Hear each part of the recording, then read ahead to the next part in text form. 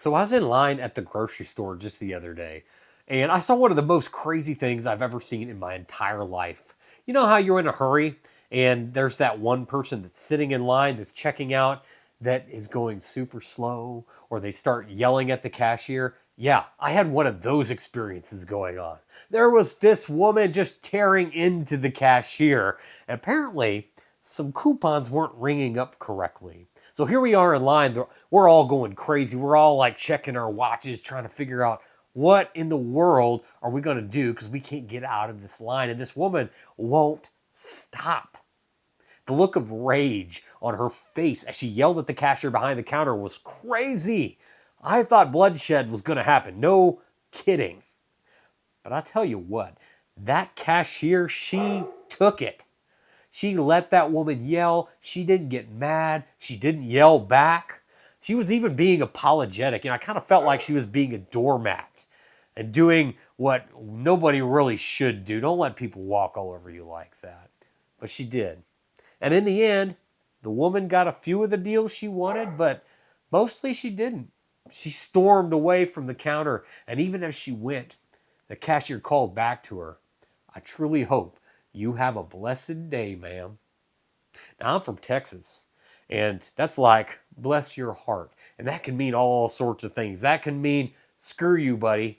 Or that can be genuine, bless you. And what's interesting is I really felt like it was the latter in this case. This cashier truly meant it. Have a blessed day. And I had to wonder why. After all of that, how could she do this? Well, the story's not over. I continued to move up in line because I was still a little ways back, and not within 2 minutes, that same crazy woman who was yelling at the top of her lungs at this woman comes in the door, and she starts coming to this woman. I think for sure I'm going to have to call 911. Something's going to happen. And she whispers something to this cashier she'd just been yelling at, and all of a sudden they start hugging. This woman who had berated her just gives her this big old bear hug, and you can tell the cashier, she was ready for it. She embraces her right back and holds on tight.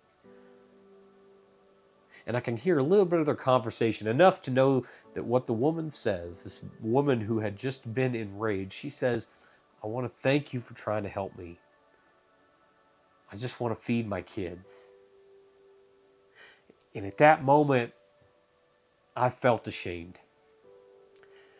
I was just ready to dismiss this woman for holding up the line because she didn't get a few coupons. But then, this woman just wanted to feed her family. It broke my heart. And I could tell I wasn't the only one. Everybody in line, man, they were looking at their shoes. They were looking at the ceiling. I didn't know where to look. Kindness, even for people who don't seem like they deserve it, can shape the world around us. Kindness removes us, me, from the center of our own universes. And instead it moves us to love others as we do ourselves. That cashier on that day, man, she was my superhero in that moment. She had compassion for this woman even when she didn't seem to deserve it. And I wonder if she had ever been in that situation before, where she was the desperate one trying to provide food for her own family. Did she know what desperation was like? Could she see it? Could she see it in this woman's face? I wasn't the only one touched by this situation. This holy moment happening on display. I wasn't the only one whose life was made better because of this encounter that I watched in the grocery store. I watched other customers come up and offer her a word of praise. And I even watched a proud manager strut over and offer some kind words. It was amazing. Kindness reshaped that whole environment, that whole ecosystem right there around that cashier counter. And it made the world a better place. When asked what the Lord requires of us in Micah 6, in verse 8, the prophet tells us to seek justice. And the second thing he says is to love kindness. And the third, to walk humbly with God. I think the prophet knows that these three acts shape the nature of life together and the communities that we live in.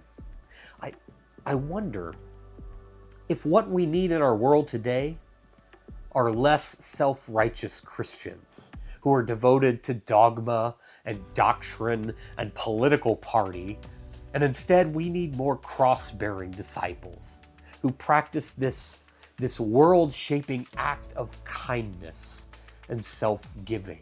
Because I tell you what, my friends, if it can reshape an environment that big with one act of kindness and change that many hearts and lives to see things in a different light, in a Christ light, then think about what millions of acts of kindness can do throughout our country and throughout the world.